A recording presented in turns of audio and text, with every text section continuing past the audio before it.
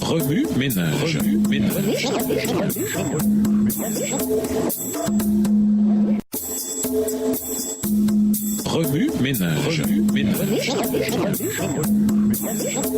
Bienvenue dans votre émission. Wami Ménage. Nous voilà à la leçon 9. L'éducation et le sabbat. Lisons Exode 31, les versets 12 à 18. Exode 31, versets 12 à 18. L'Éternel parle à Moïse et dit: Parle aux enfants d'Israël et dis-leur: Vous ne manquerez pas d'observer mes sabbats, car ce sera entre moi et vous et parmi vos descendants un signe auquel on connaîtra que je suis l'Éternel qui vous sanctifie. Vous observerez le sabbat, car il sera pour vous une chose sainte. Celui qui le profanera sera puni de mort. Celui qui fera quelque ouvrage ce jour-là sera retranché du milieu de son peuple. On travaillera 6 jours, mais le 7e jour est le sabbat, le jour du repos consacré à l'Éternel. Celui qui fera quelque ouvrage le jour du sabbat sera puni de mort. Les enfants d'Israël observeront le sabbat en le célébrant, eux et leurs descendants, comme une alliance perpétuelle. Ce sera entre moi et les enfants d'Israël un signe qui devra durer à perpétuité, car en 6 jours l'Éternel a fait les cieux et la terre, et le 7e jour il a cessé son œuvre et il s'est reposé. Lorsque l'Éternel eut achevé de parler à Moïse sur la montagne de Sinaï, il lui donna les 2 tables du témoignage, tables de pierre écrites du doigt de Dieu.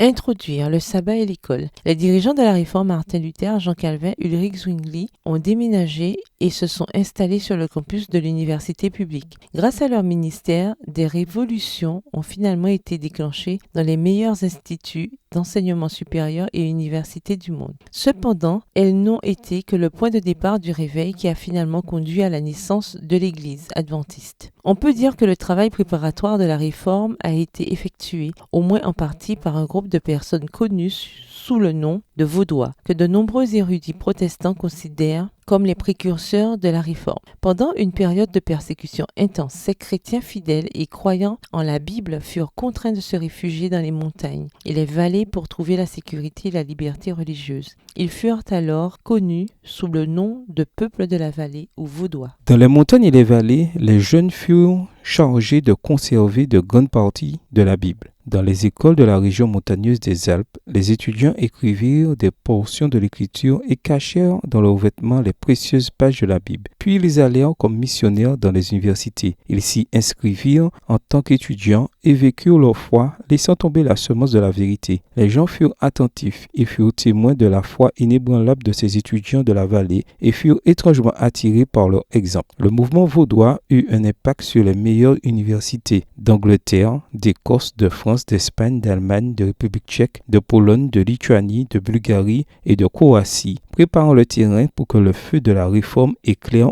un monde obscurci. La puissance du ministère vaudois sur les campus publics résidait dans la façon dont ces jeunes vivaient leur foi, observaient le sabbat et semaient la vérité. Ils ne s'engageaient pas dans la controverse. Alors que les spectateurs observaient, ils se demandaient « Qu'est-ce que tout cela signifie ?» La puissance du sabbat servit d'outil à ces missionnaires clandestins pour conduire des âmes au Christ. Wami Ménage, écrivez Exode 31, versets 12 à 18 à partir de la version biblique de votre choix. Vous pouvez également réécrire le passage avec vos propres mots, tracer les grandes lignes du chapitre ou en faire une carte heuristique. Au revoir. Et à demain si Dieu veut. Remue ménage. Remue ménage.